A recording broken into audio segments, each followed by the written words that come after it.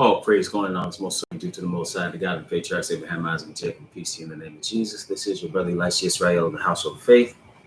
I count it truly a blessing each and every single time that I can come before the priesthood of God, and if you don't count it as a light thing to do so. All right, brothers and sisters, I want to get right into today's topic, and the reason what spawned this topic is a day or so ago. Peace to you, brother Isaiah. Somebody came in and basically had a comment about the 400-year prophecy and gave a date that August 20th, 2020 would be the end of our captivity. We going home. And you know, I don't take too, if you've been watching this channel for some time, I don't take kindly to false doctrine. I despise false doctrine.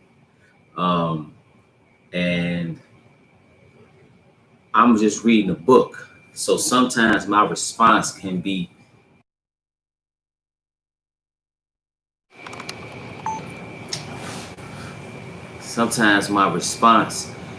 very sometimes considered harsh. And the reason it is not because I'm offended by somebody's ignorance. It's because I'm trying to protect people from that false doctrine.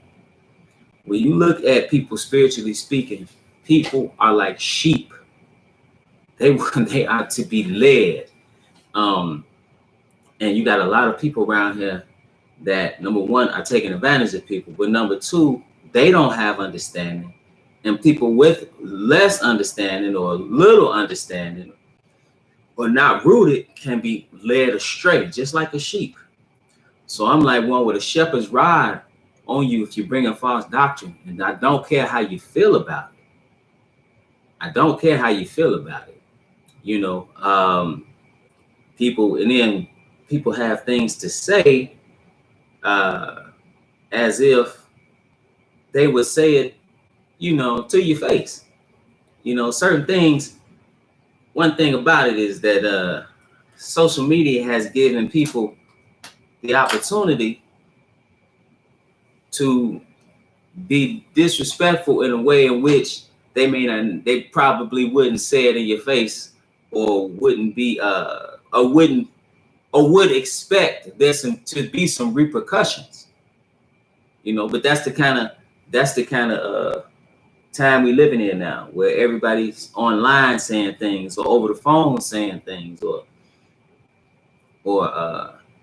you know, just it's a crazy time. But like usual, I'm trying to tear down false doctrine. So the question is this 400-year prophecy that we read about in the Bible in Genesis, is that referring to America and us getting free? And even this individual gave, you know, because this is not news that people saying that, but this individual even gave August 20th as our freedom day. Let me tell you something. When August 20th come, if you still here, you're not gonna be at home free. You're not gonna be in the land free on August 20th. It's not even possible. So, and that's why I said this happened a day or so ago, I said, mark the one who said it. Mark them. Because what'll happen is people forget. No, don't forget. Mark it. Mark it. So this is a mark right now, and so we can go back. It'll be on record. It'll be in the archive that we still captivity August 20th of this year. So let's go to the book of Genesis, where you read about this particular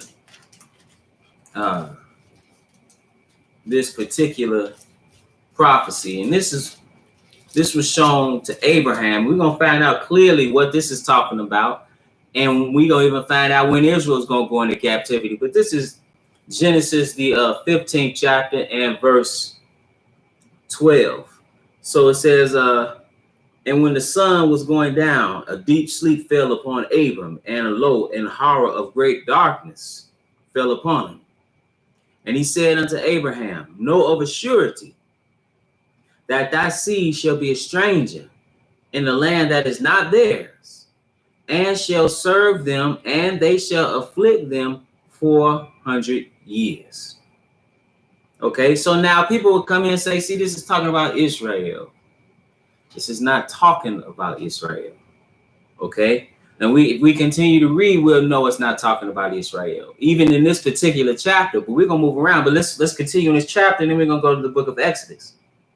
So now here it says in verse 14, and also that nation whom they shall serve will I judge. Okay, so it says that nation, number one. So we understand that Israel has been scattered throughout the nations for sin, been taken into slave ships, not just to America, but to all over the world. Okay, North, Central, and South America. Okay, we've been slaves we've been in bondage in Europe, parts of Asia, so-called Middle East, all over. So it says, and thou shalt go. It says, and also that nation whom singular shall they serve, and will I judge, and afterwards shall they come out with great substance. So now, number one is one nation. Number two, you coming out with great substance. And then he says something in verse 16.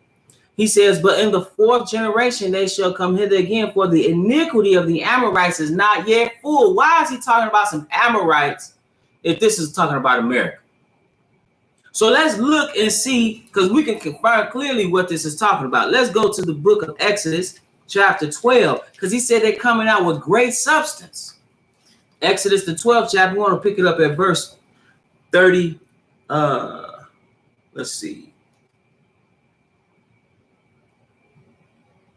Let's pick it up at verse 35.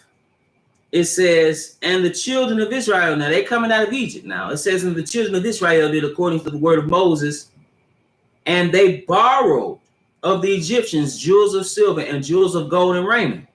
And the Lord gave the people favor in the sight of the Egyptians, so that they lent, meaning they gave them unto them such things as they required, and they spoiled the Egyptians. Okay, so they spoiled the Egyptians. So what he said, they were coming out with great substance. That's how they came out with great substance, because they took the Egyptians' things. I'm gonna pick it up in Exodus, the 3rd chapter, and tell him and see what he said he was gonna do. He says, the Lord says, first of all, in verse 14, he told him, I am that I am. Then he says, and I will, in verse 21, and I will give this people favor in the sight of the Egyptians, as this shall come to pass, that when ye go, ye shall not go empty.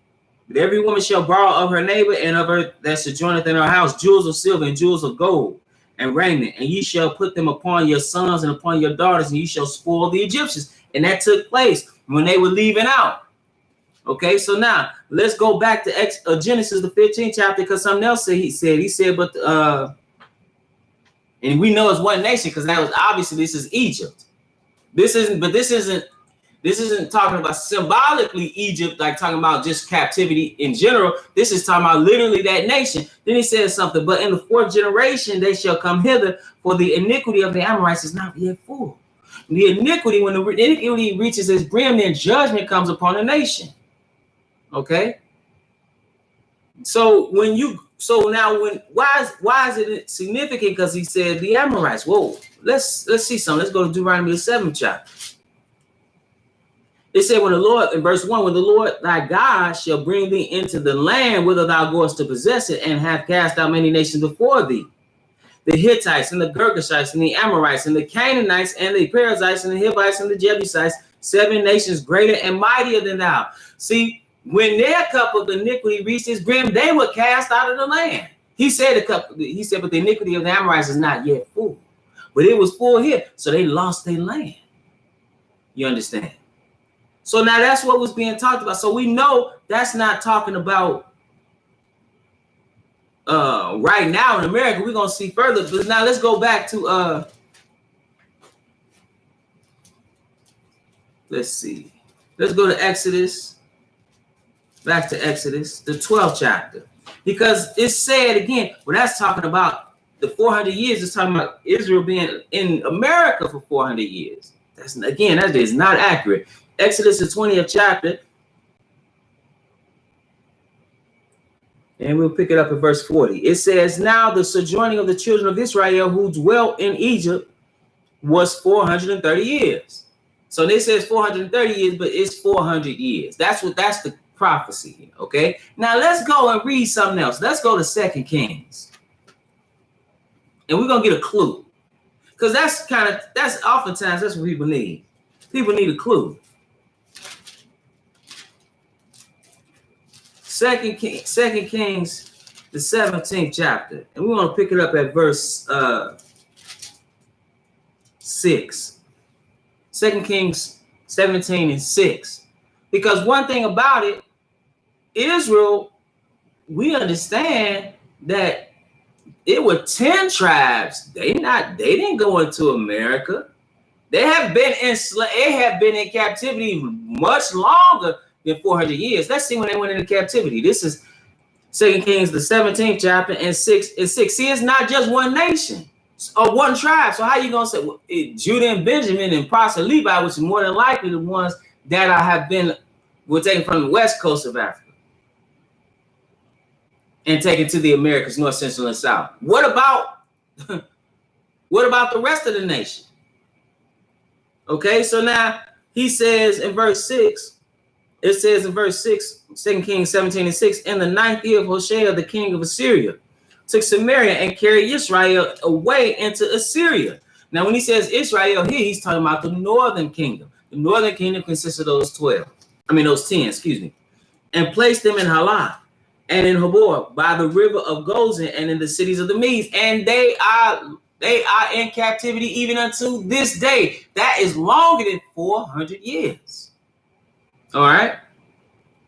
So the question is, if that be the case, because what's this? Let me read a little history. And this is some basic, this is from history.com, but you just have to do a little research to understand, because you can't say you're talking about Israel here 400 years. They've been dealing with slavery for longer than 400 years. Let's read this here. This is history.com. America's history of slavery began long before Jamestown. Why? Because that's the time given, 1619. But the slavery here in America, in the Americas, was long before 1619. And I made that statement the other day, but again, that might have went over somebody's head. Okay, so it says in late August 1619. So now the person saying, that's why they're saying August. Because in August 1619, what happened? The White Line, an English privateer commanded by John Hope, sailed into Point Comfort to drop anchor on the James River. Virginia colonel John Rolfe documented the arrival of the ship and 20 and odd Africans on board. His journal entry is immortalized in textbooks, with 1619 often used as a reference point for teaching the origins of slavery in America. Then it says something that is key. But the history, it seems, is far more complicated than a single date. So you want to go to August 1619. Don't be simple now. 1619, where you got to start there? You can't start there. You can, but it's not like that's the start of American slavery. And they were, let's keep reading. It is believed the first Africans brought to the colony of Virginia 400 years ago this month were Kimbundu-speaking peoples from the kingdom of the Dongo, located in part of present-day Angola. So now they knew they weren't going. They thought they were stolen from a ship, and they had either Spanish or Portuguese. I want to say Spanish names are like Isabella. They already had Spanish names. They had been renamed, so they had been baptized in so-called Christian church. Yeah, I ain't got there yet, brother. You talking about the Caribbean? That's what I'm saying. You can't go by 1619. And I'm gonna say something. A lot of the brothers and sisters in the Caribbean got a better understanding or more of a link to being Israel than Negroes in the Americas. But now it says it is believed the first Africans Already read that part. Slave traders forced the captives to march 700 miles to the coast to board the San Juan Bautista, one of at least 36 transatlantic Portuguese and Spanish slave ships. The ship embarked with about 350 Africans on board, but hunger and disease took a swift toll. En route, about 150 captives died. Then, when the San Juan Bautista approached what is now Veracruz, Mexico, in the summer of 1619, it encountered two ships, the White Lion and another English privateer, the Treasurer. The crews, peace to family that's listening, Brother Isaiah, Brother Sanders, Brother Donnie, Sister Ruth, and Brother Will. It's good to see you there. It says, in the summer of 1619, it encountered two ships, the White Lion and another English privateer, the Treasurer. The crew stormed the vulnerable slave ship and seized 50 to 60 of the remaining Africans after the pair sailed for Virginia. As noted by Rolfe, when the White Lion arrived in what is now present-day Hampton, Virginia, the Africans were offloaded and bought for victuals. Governor, that's talking about they basically traded them for victuals or supplies. Okay. Governor Sir George Yeardley and head merchant Abraham Piercy acquired the majority of the captives, most of whom were kept in Jamestown, America's first permanent English settlement. The arrival of these 20 and odd Africans to English mainland American colonies in 1619 is now a focal point in history curriculum. Okay, so if you read a book about history, American history, and talk about slavery, it's going to start as more than likely 1619. The date in their story have become symbolic of slavery's roots. Okay, and they actually had them as indentured servants, by the way. But nevertheless, it says, despite captive Africans likely being present in the Americas in the 1400s, I'm going to say that again. The date in their story have become symbolic of slavery's roots, despite captive Africans likely being present in the Americas in the 1400s. And as early as 1526 in the region that would become the United States. So why are you using 1619? It's not, the Bible is not talking about 1619. That 40-year prophecy is talking about in Egypt. Then you're going to say we've been here since 1619. Well, that's actually not. You can't necessarily go by that date. Okay. This is some experts, including Michael Guasco, a professor of Davidson College and author of Slaves and Englishmen, Human Bondage in the Early Modern Atlantic World, caution about placing too much emphasis on the year 1619. To ignore what has been happening with relative frequency in the border Atlantic world over the preceding 100 years or so understates the real brutality of the ongoing slave trade. Again, you discounting what was going on prior in the Americas. You go down in the Spanish Florida, you're discounting what was going on in the Caribbean prior to 1619. You're discounting what was going on even with the Muslims and what they were doing in the Arab slave trade. So he said,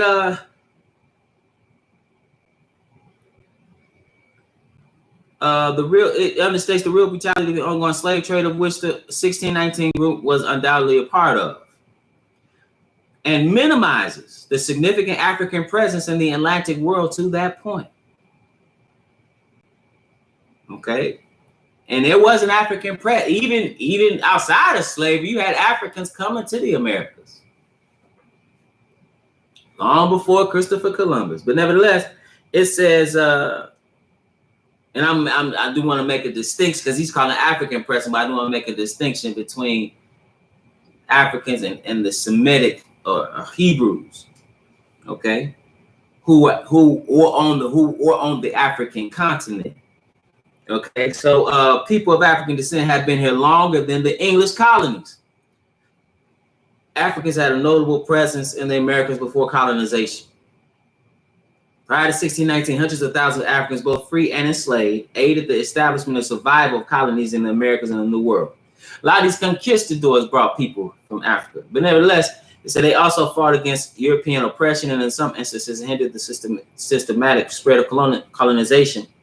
Christopher Columbus likely transported the first Africans to the Americas in the late 1490s of his expeditions to Hispaniola. And that's what he was doing prior to these expeditions. He was dealing in the slave trade.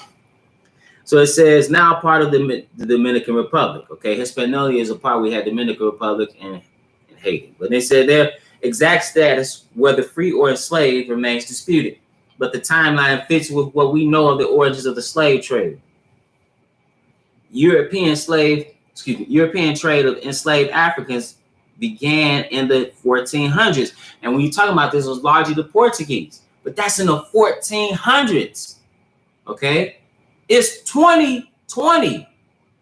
All right? So that's more than 400 years. The first example we have of Africans being taken against their will and put on board European ships will take the story back to 1441. Says Guasco, when the Portuguese captured 12 Africans in Cabo Branco, modern-day Mauritania in North Africa, and brought them to Portugal as enslaved peoples. And the reason that we become the United States, there were no enslaved Africans before the Spanish occupation of Florida in this early 16th century, according to Haywood and John Thornton, professors at Boston. So that's the 1500s. Again, longer than 400 years. So these are guys, professors at Boston University and co-authors of Central Africans, Atlantic Creoles, and the Foundations of the Americas, 1585 to 1660. There were significant numbers who, there were significant numbers who were brought in as early as 1526. What happened in 1619?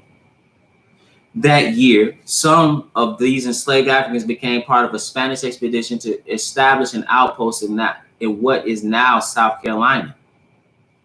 Again, they were in Spanish Florida. You had slaves in Mexico. You had them all throughout Central and South America. You had them scattered in Asia. You had them in Europe. You had black people. Even you had tribes in Africa unto this day. So on the African continent. So what? See, that's what I'm saying, man. Sometimes you just have to just know a little bit more. It's just Africans also played a role in English early colonization efforts. Enslaved Africans may have been on board Sir Francis Drake's fleet when he arrived at Roanoke Island in 1586 and failed to establish the first permanent English settlement in America. He and his cousin John Hawkins made 3 voyages to Guinea and Sierra Leone and enslaved between 1,200 and 1,400 Africans. Although not part of present-day America, Africans from the West Indies were also present in the English colony of Bermuda. I got family in Bermuda. In 1616, where they provided expert knowledge of tobacco cultivation to the Virginia Company. Again, this was a system that was already going on. I'm going to read a little bit more, then we're going to be done with this and get back to the word. It says, from an Anglo-American perspective, 1619 is considered the beginning of slavery, just like Jamestown and Plymouth symbolized the beginnings of America from an English-speaking point of view.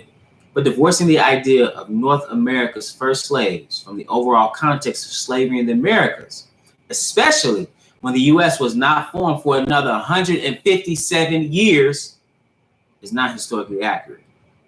We would do well to remember that much of what played out in places like Virginia were the result of things that had already happened in Mexico, Central America, the Caribbean, Peru, Brazil, and elsewhere, says Guasco.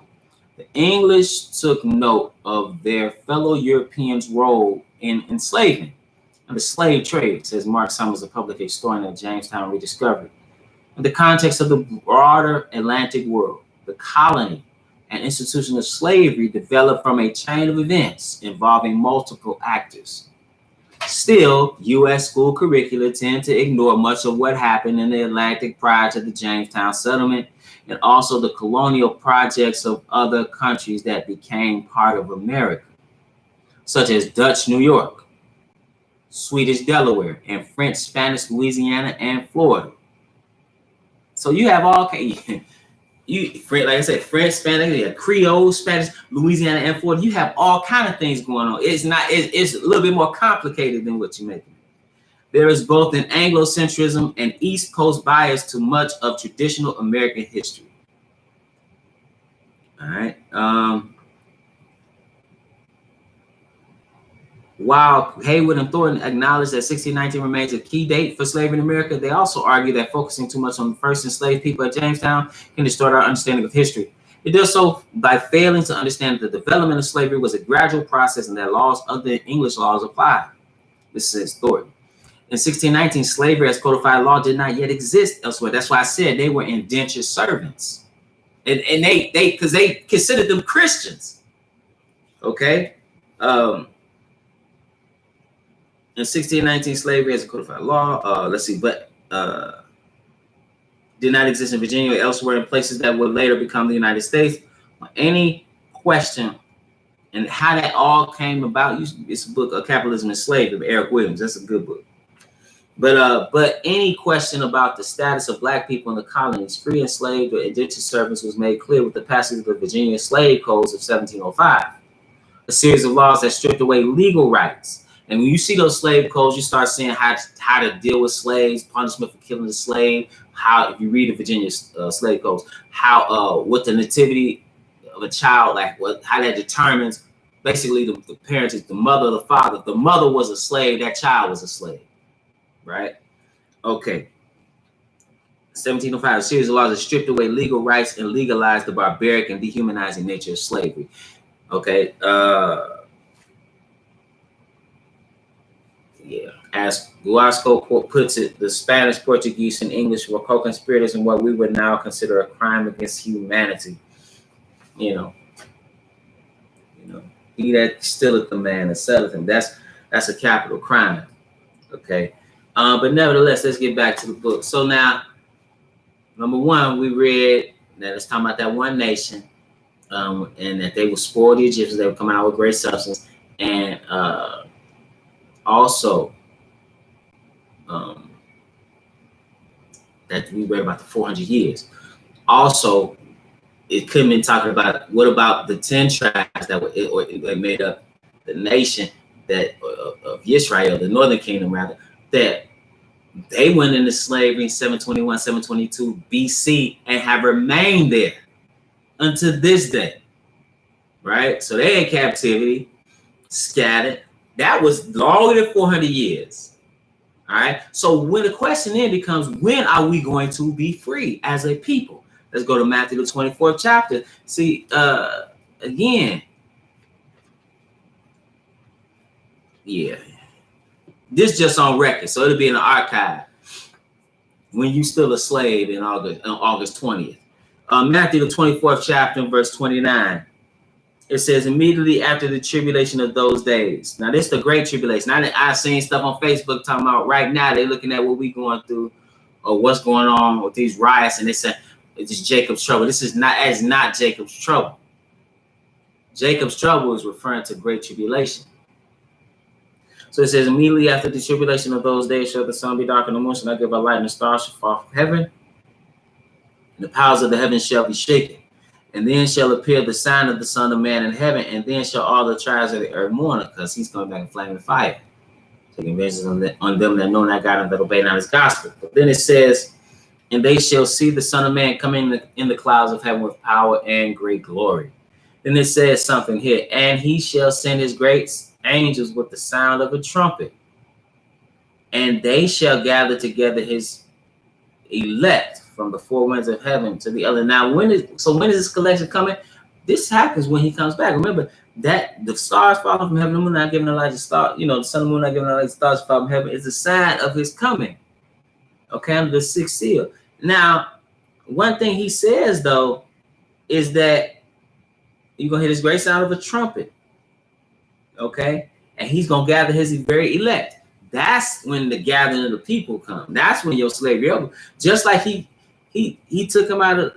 Matter of fact, let's read some real quick. Because one thing, we just got to put the Bible together. Can't just make up stuff. When somebody try to tell you.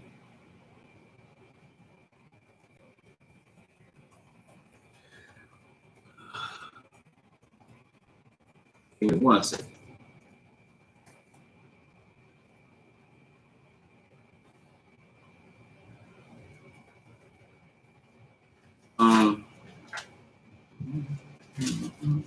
I just want to read this couple verses.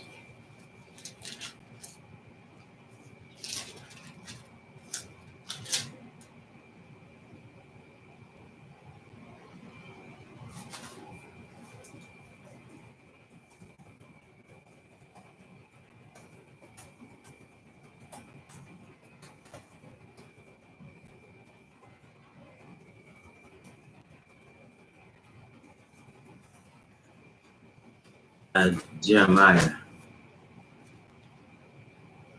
23. Because this is going to happen at a set point in time. Then we're going to find out who his elect are. Jeremiah 23 and verse 7. It says, therefore, behold, the days come, saith the Lord, that they shall no more say, the Lord liveth, which was brought up the children of Israel out of the land of Egypt. Now, that was that 400-year prophecy. And they brought them out of Egypt. But one thing about it, it can't be 400 years. You know why? Because Israel wasn't just taken to the United States. I'm going to say that again. It can't be just 400 years and 1619 because Israel was taken all over the world. It said, but the Lord liveth, which brought up and which led the seed of the house of Israel out of the north country and from all countries, whether I had driven them, and they shall dwell in their own land. This is when you deliver. Okay? Because when you read Deuteronomy 28, one thing about it, he said, you go in the ship. Israel didn't go in the ships just in the land, in United States. He told you you're going to be scattered worldwide. Verse 64, 28 and 64, and the Lord shall scatter thee among all people from the one end of the earth even unto the other. He didn't say from New York to Los Angeles. Then it says, and then thou shalt serve other gods which not thou nor thy fathers have known, even wood and stone. And what's the mode of transportation? 68. And the Lord shall bring thee into Egypt again with ships. Now, when he said Egypt again here, he's talking about Egypt as the house of bondage, as it's described. Hold up finger here, Exodus 20. So you got to put it together. You can't just read one thing, let's say 400 years, and say, oh, we've been here since 1619. When in actuality, it's not that simple. It's not that simple. Slavery is much old, even in America, much older than 1619. So he says in verse 2, Exodus 22, I am the Lord thy God, which have brought thee out of the land of Egypt, out of the house of bondage. So why does he say Egypt here? Because Egypt is synonymous with bondage. It was Israel's first bondage as a nation. So he tells you, I'm going to bring you from all those countries. That's why he said, I'm going to gather them in verse 31. And he shall send his angels with the great sound of a trumpet, and they shall gather together his elect from the four winds, from one end of heaven to the other. He's going to be gathering them from all over. Now, who are his elect? Let's go to the book of Isaiah. Who are these elect that he's talking about? Isaiah, the 43rd chapter, or 45th chapter. And see what he said about Israel. 45 and 4. He said, for Jacob, my servant's sake, and Israel, mine elect. I have even called thee by thy name. Even the name is one of the Lord's names. Peace to you, brother. J. Sims. So he said, for Jacob, my servant's sake, and Israel, mine elect. I have even called thee by thy name. I have surnamed thee, though thou hast not known me. So when he says his elect, he's talking about his chosen. Isaiah 41st chapter and verse 8. But thou, Israel, art my servant, Jacob, whom I have chosen, the seed of Abraham, my friend. Thou whom I have taken from the ends of the earth and called thee from the chief men thereof, and said unto them, thou art my servant, I have chosen thee and not cast thee away. And then he calls him his elect. So he's going to gather his elect. And now when is this going to take place? Leviticus, the 25th chapter. Man, it ain't happening in August. It ain't happening in August. It's okay to be wrong, but if you acknowledge it and then say, you know what, I'm going to do right. Because once you find out something to be wrong, let's say you thought it was right all this time for 20 years. I've been doing something a certain way for 20 years. If you're wrong, why are you going to keep doing it? So you got a hold of some false doctrine, and you've been riding with it. If you're wise, you let it go. Let's say Teddy P, I think you better let it go. I think you better let this false doctrine go. Let it go. Because you're going to take this. There ain't no love TKO like that. This is just a TKO, all that false doctrine. Leviticus, the 25th chapter. Verse 9. Because when is it going to happen? Because he said he's going to gather them at the sound of a trumpet. Why? Leviticus, the 25th chapter and verse 8. It says, and thou shalt number 7 Sabbaths of years unto thee, 7 times 7 years. And the space of the 7 Sabbaths of years shall be unto thee 49 years. Then shalt thou cause the trumpet of Jubilee to sound on the 10th day of the 7th month. So this is in the in the 50th year. But it says something on the 10th day of the 7th month is atonement. Then it said, in the day of atonement, thou shalt ye make the trumpet sound throughout your land. So you blowing a trumpet. And what's going to happen at the sound of this trumpet? Verse 10, and ye shall hallow the 50th year and proclaim liberty or freedom throughout all the land unto all the inhabitants thereof. Shall be a jubilee unto you, and ye shall return every man unto his possession. And ye shall return every man unto his family. Everybody's going home. And he's gonna gather them. It's gonna be in the year of Pentecost. So, again, some things got to happen even for that to take place. The temple had to be rebuilt. Great tribulation had to come. And so when you talk about this freedom as a people, that's when it's going to happen. So on August 20th, mark my word, on August 20th, I'm talking to the individual that's left a comment, then call peace to Brother Nicodemus. Good to see you there, brother. Then call the phone and had some choice words. Well, I didn't talk to him, he left a message. Had some choice words. On August 20th, if you still breathing, you're gonna be in captivity. On August 20th, 2020, you're gonna be a 2020 slave. Still. Don't call this phone talking crazy. All right. Again, you get a deal. I have to deal with it because people get led astray. So I have to take that step where I had to hit that. I hit the threat and make sure that people are dealing with what thus says the Lord, because people can be led astray very easily, because again, they like sheep. Unfortunately. Well, I ain't saying it's unfortunate, this is what it is. And with that, brothers and sisters, I want to remind you, first of all, peace and blessings to everybody that's listening. Again, there's so many brothers and sisters. Oftentimes, you got to highlight somebody that's doing something wrong or inappropriate. But I'm truly thankful to the brothers and sisters that are that listen, and that not because they're listening to me, because they're listening to what thus saith the Lord, and they are sincere in that effort to get some understanding.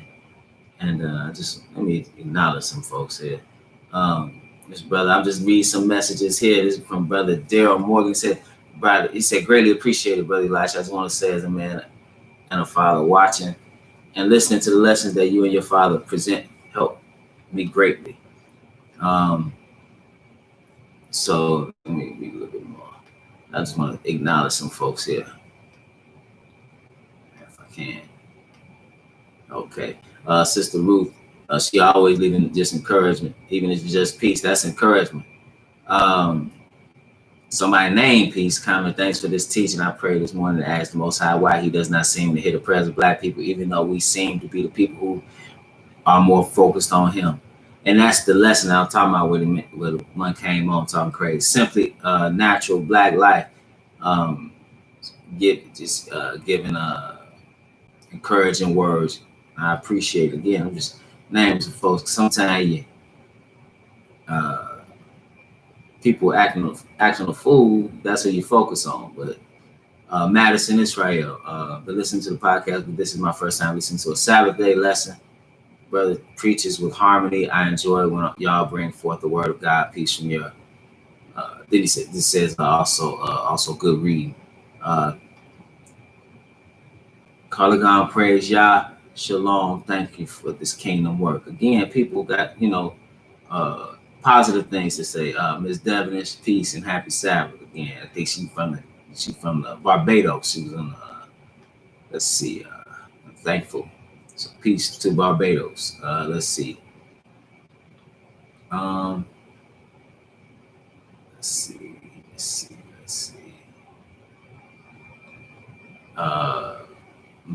Miriam Adina Israel, shalom, with peace to her as well. David Val saying thanks for the message.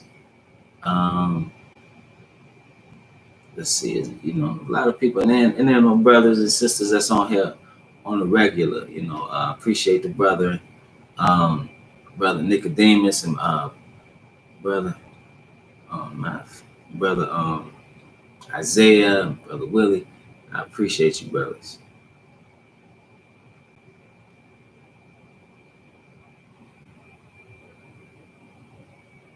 You said, what about Juneteenth 19? A lot of people talk about that. What you mean, Juneteenth, like this year? Jay Simmons, you talking about this year? They think they're gonna be free this year on Juneteenth? Me, I'll also always check you. All praises to the Most High. Jay Simmons, when you say what about Juneteenth 19? A lot of people talking about, yeah, okay, yeah, thank you. Nah, they're gonna be some, again, just like I said, 2020 slave. You're gonna be a Juneteenth slave. You ain't going home on no Juneteenth, man. That's in a few days. You know what got to? I'm just saying, people saying that, you know, a lot of things got to happen before Israel get free. A lot of things have to happen before Israel get free. You're gonna experience some more pain before freedom comes. You know, just what it is. Just what it is. Especially when even when you look at the response, you don't see the Most High being mentioned in none of this. Thank you. You got to turn back as a people. You don't like that's what I did a lesson yesterday, last evening. You don't see us doing that. We ain't turned back. Matter of fact, let's read something here. This is in the book of Deuteronomy. These people ain't turned back. They worried about who they gonna vote for. They want to tell something like that's gonna change something. I'm here to tell you. I'm just here to tell you what the book say. And it ain't happening. 2020, August 2020, slave. Okay? That's what's about to happen. You can talk crazy if you want to. That's what he was doing. I'm talking about a specific individual. Let's see. So let's see. This is Deuteronomy, the 4th chapter. He said, now Moses told the people about themselves. He said in verse 26, I call heaven and earth to witness against you this day that ye shall soon utterly perish from out the land whereunto you go over Jordan to possess it. They were in the wilderness. He not only prophesied, he said, you going over to possess that land, but you're going to be cast out of it too. He told them that before they even went in. It said, ye shall not prolong your days upon it, but shall utterly be destroyed. And the Lord shall scatter you, it didn't say among just this 50 states, in Puerto Rico and other U.S. territories. It says among the nations, and ye shall be left few in number among the heathen, whither the Lord shall lead you. And there ye shall serve gods, the work of men's hands, wood and stone, which neither see nor hear nor eat nor smell. Then it says, but if from thence thou shalt seek the Lord thy God. See, you got to seek him. Thou shalt find him. If thou seek him with all thy heart, with all thy soul. And that's what I dealt with yesterday. But then he said something. When thou art in tribulation, and all these things are come upon thee, even in the latter days, if thou turn to the Lord thy God, and shall be obedient unto his voice, for the Lord thy God is a merciful God. He will not forsake thee, neither destroy thee, nor forsake the covenant of thy fathers, which he sware unto them. See, it's about you repenting. You didn't see that. You didn't see that. That's not what's going on. That is not what's going on.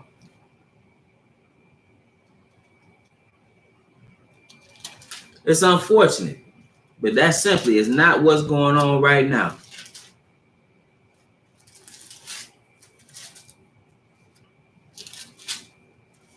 I wanted to read one more place.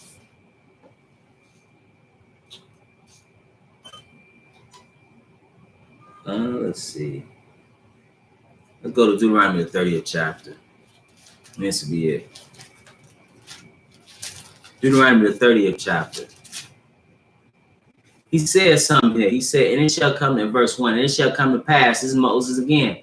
And it shall come to pass when all these things are come upon thee. Listen to what he said, the blessing and the curse, which I have set before thee, and thou shalt call them to mind among all the nations, whither the Lord thy God hath driven thee. So you're going to call it to mind, and you're going to repent. That's what he told you. and shall return unto the Lord thy God, and shall obey his voice according to all that I command thee this day, thou and thy children with all thine heart and with all thy soul, that then the Lord thy God will turn thy captivity and have compassion upon thee. They haven't done that yet. They're not gonna do that on Juneteenth. He gonna bring his people back after he returned. That then the Lord thy God will turn thy captivity, and he even bringing them in the wilderness then, and have compassion upon thee, and will return and gather thee from all the nations whither the Lord thy God hath scattered thee. We read about that gathering. But that hasn't happened yet. And it ain't, that 400-year prophecy, it's not talking about the United States. And with that, brothers and sisters, I want to remind you that we're at the Household of Faith, meet every Sabbath at 5925 West 25th Avenue in Gary, Indiana. At the moment, we are live streaming only.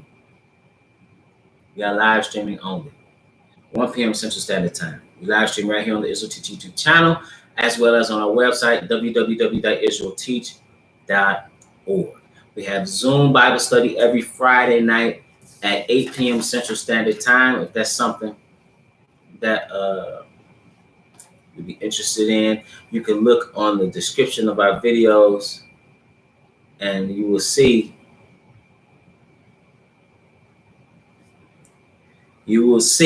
the information for the personal meeting ID number.